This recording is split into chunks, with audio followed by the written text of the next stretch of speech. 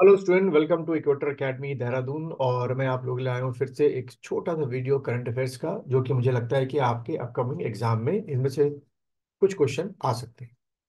तो जैसे कि पहला क्वेश्चन आप लोग को आपकी स्क्रीन पे दिखाई दे रहा है, who has become the Indian bowler who has taking the most wickets in Asia cup. ठीक है। तो क्वेश्चन को पूरा आखिरी तक पढ़ना, कई बार आधा क्वेश्चन पढ़ के ही आंसर निकाल लेते हैं।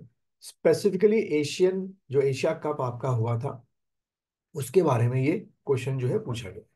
ऑप्शन जैसे आप देख रहे हैं, पहला कुलदीप यादव, रविंद्र जडेजा, जसप्रीत बुमराह या मोहम्मद सामी। ठीक है। तो इन चारों में से कोई एक आपको बताना है जिसने सबसे ज्यादा क्या लिए थे, विकेट लिए थे। चलिए बच्चों, तो आप लोगों ने मेरे ख्याल से डिसाइड कर लिया होगा इसका आंसर। तो इसका जो आंसर है बच्चों, वो है आपका रविंद्र जडेजा। जो है उन्होंने सबसे ज्यादा wicket specifically Asia cup tournament में लिए थे। अब अगर इसका थोड़ा सा एक्सप्लेनेशन देखें, जैसे कि आपकी स्क्रीन पे आ गया होगा, अब एशिया कप 2023 जो है final will be played between India and Sri Lanka. तो देखो, एक हमको और एमसीक्यू क्वेश्चन मिल गया यहाँ से कि एशिया कप जो हुआ था वो किन दो कंट्रियों के बीच में फाइनल मैच आपका हुआ। तो इंडिया और श्रीलंका के बीच में हुआ था ऑन 17 सितंबर 2023। तो खैर ये स्पेसिफिक डेट याद करने की जरूरत नहीं है। कहाँ हुआ था, किस स्टेडियम में हुआ था, वो पूछ सकते हैं। तो आर प्रेमदासा इंटरनेशनल स्टेडियम। ठीक है। कहाँ पर है ये आपका, कोलंबो श्रीलंका में है। तो उम्मीद है कि इस टूर्नामेंट के होने के बाद श्रीलंका की जो इकोनॉमिकल जो कंडीशन है वो अपग्रेड हुई होगी। और ये भारत की एक तरीके से मदद आप मान सकते हैं, हमारी मदद उनके लिए है कि किस तरीके से हम उनके यहाँ जो टूरिज्म एक्टिविटी है वो बढ़ाएं। जैसे कि पता ही है कि चाइना के वहाँ पर इंटरफेरेंस के बाद उनकी जो इकोनॉमिकल कंडीशन है वो लगातार डिग्रेड होती जा रही है। खैर वापस आते हैं। द एशियन क्रिकेट काउंसिल जो है is a continental governing body for cricket in Asia, और इट वाज फाउंडेड इन 1983। ठीक है। कहाँ पर है और हेडक्वार्टर इसका कहाँ पर है, कुआलालंपुर, मलेशिया। ठीक। और इस एसीसी में has 25 member association including test playing nations in Asia. ठीक है। तो अच्छी बात है, यहाँ से भी क्वेश्चन आपके बन सकते हैं। चलिए अगले हम लोग उसकी तरफ आते हैं। नेक्स्ट क्वेश्चन की तरफ आते हैं। क्वेश्चन नंबर 2 को पढ़ेंगे। Who one the title of fifth national wheelchair rugby championship 2023? इनमें से आपको बताना है कि किसने जीता आपका। महाराष्ट्र है, कि राजस्थान है, कि यूपी है, कि बिहार है। अब देखो, इसमें व्हील चेयर रग्बी है। ऐसे भी क्वेश्चन जो नजरअंदाज कर दिए जाते हैं कई बार बाई स्टूडेंट्स, ये क्वेश्चन भी आपके आ जाते हैं। चलिए इसका आंसर बताता हूं मैं क्या है। तो बच्चों, इसका जो आंसर है वो है आपका, आप महाराष्ट्र। ठीक है। तो महाराष्ट्र ने जो है वो ये व्हील चेयर रग्बी चैंपियनशिप जो है वो जीती है। थोड़े से इसके एक्सप्लेनेशन की बात करें हम लोग, तो जैसे कि यहाँ पे लिखा हुआ है, Maharashtra beats Karnataka to win fifth national wheel chair rugby championship. ठीक है। तो यहाँ से इन केस अगर आ सकता है तो ये क्वेश्चन पूछ सकते हैं एमसीक्यू में कि किसको महाराष्ट्र ने हराया, तो कर्नाटका को हराया। या ऐसे क्वेश्चन आ सकता है कि ये जो व्हील चेयर रग्बी चैंपियनशिप थी ये किस नंबर की थी, तो फिफ्थ नंबर की आपकी हुई थी। और पर्टिकुलर एक और तीसरा क्वेश्चन आपका बन रहा है यहाँ से कि ये जो आपकी चैंपियनशिप हुई थी रग्बी की, ये किस जगह, यानी कि होस्टिंग जो प्लेस थी क्या थी, तो बलेवाड़ी पुणे में आपकी हुई थी। ठीक है। तो ऐसे क्वेश्चन पूछ सकते हैं कि जो fifth national wheelchair rugby championship आपकी हुई थी वो किस जगह हुई थी इन चारों में से, तो पुणे टिक करके आना। ठीक। चलो अगला क्वेश्चन आपका, which state UT recorded death due to the Nipah virus infection? ठीक है। नेपा जो है वायरस इन्फेक्शन जो है उसके कारण इन चारों में से किस स्टेट में आपकी डेथ हुई? ऑप्शन जैसे आपको देख रहे हैं, तमिलनाडु है, तमिलनाडु नहीं है, थोड़ा सा स्पेलिंग में गड़बड़ी हुई। तमिलनाडु, केरला, आंध्रा, उड़ीसा। ऐसे क्वेश्चन भी कई बार आ जाते हैं।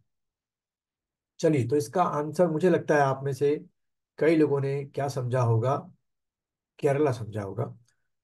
तो बच्चों इसका जो आंसर है यहाँ पर पर्टिकुलर डेथ के बारे में पूछा गया है, ना कि फर्स्ट केस या इन सब चीजों को लेकर। तो इसका जो आंसर है वो है आपका आंध्र प्रदेश। ठीक है, ये आपको पॉइंट ध्यान में रखना है। अब अगर हम कुछ इसका एक्सप्लेनेशन देखें जो मैंने यहाँ रखा है कि नेपा वायरस इन इंडिया में है। India till now has witnessed 5 Nipah virus outbreak with case fatality rate ranging from 65 to 100%। ये बहुत हाई रेट है, यानी किसी को भी, जितने भी लोगों को भी नेपा वायरस हो रहा था काउंटिंग के हिसाब से, तो उसमें 65 से 100% जो है लोग जो है फेटेलिटी यानी कि डेथ रेट आपका था। ठीक है। और जो ऑफिशियली 5 बार बता रहे हैं, 2000 आपका एक में कहते हैं it was the first outbreak of Nipah virus in Siliguri. ठीक है, इन इंडिया। तो ये बड़ा इंटरेस्टिंग फैक्ट है, ये आपके एमसीक्यू में आ सकता है कि पहला नेपा वायरस का केस कहाँ पर डिटेक्ट हुआ था, सिलीगुड़ी में हुआ था। उसके बाद 2007 में जो है आपका नादिया यानी कि वेस्ट बंगाल में आपका हुआ था। उसके बाद 18 जो है outbreak in Kerala was declared over soon after it was localized in Kozhikode and Malappuram district of Kerala. Then 19 में जो है ये आपका दोबारा से केरला में आउटब्रेक हुआ, और 21 में जो है दोबारा से ये आपका कोझिकोड केरला में आपका हुआ। ठीक है, तो कह सकते हो कि केरला में लगातार 3 बार जो है इसके आपके जो केसेस हैं वो डिटेक्ट हो चुके हैं, लेकिन पहला केस जहां हुआ था वो आपको याद रखना है। अगले क्वेश्चन की तरफ बढ़ते हैं। Which union has been included as a permanent member? ठीक है, वर्ड पे ध्यान दो। As a permanent member of G20 during new Delhi G20 summit. जैसे कि आपको पता है G20 का होस्टिंग हमारे पास आई थी। तो ऑप्शंस जैसे आपको दिख रहे हैं, एशियान है या अफ्रीकन यूनियन है या सार्क है या ओपेक है। तो मेरे ख्याल से आसान क्वेश्चन है, सबका लगभग लगभग 90% का सही होना चाहिए ये क्वेश्चन।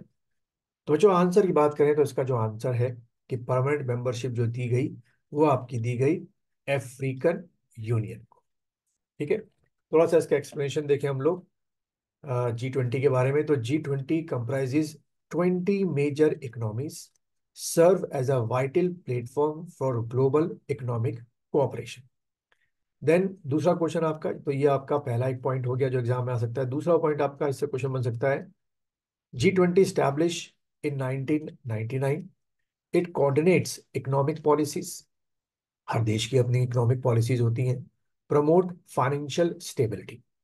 ठीक है, और यहाँ पर कुछ गिने चुने पॉइंट लिखे हैं जो कि आ सकता है क्या, G20 जो है 20 मेंबर हो गए, और ये जो 20 मेंबर्स हैं यानी कि 20 जो कंट्रियां हैं 2/3 ऑफ वर्ल्ड पॉपुलेशन को होस्ट करती हैं। ये एक क्वेश्चन बन सकता है कि G20 में जो मेंबर्स हैं वो कितना परसेंट, दुनिया का कितना परसेंट पॉपुलेशन वहां रहता है। वहां लिखा होगा 1/3, 2/4, 2/3, ऐसे करके 2/3 करती है।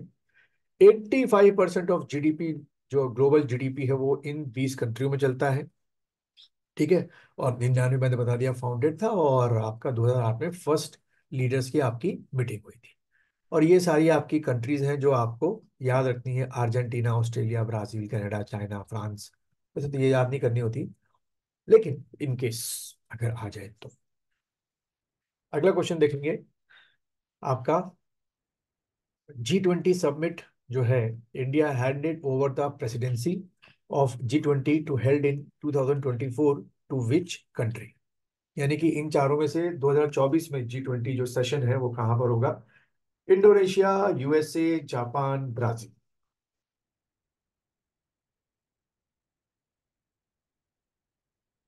चलो, तो इसका आंसर आप लोगों ने डिसाइड कर लिया होगा। इसका आंसर है बच्चों ब्राजील। ठीक है, थोड़ा सा एक्सप्लेनेशन देखें।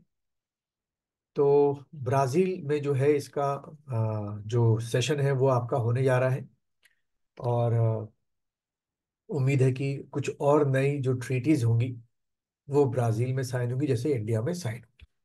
क्वेश्चन नंबर 6, अब तो आपको आंसर मेरे ख्याल से पता चल गया होगा इसका। In which state was mobile app sarpanch Samvad unveiled? Bihar में, राजस्थान में, आसाम में या हरियाणा में? तो खैर इसका आंसर आपका आसाम है।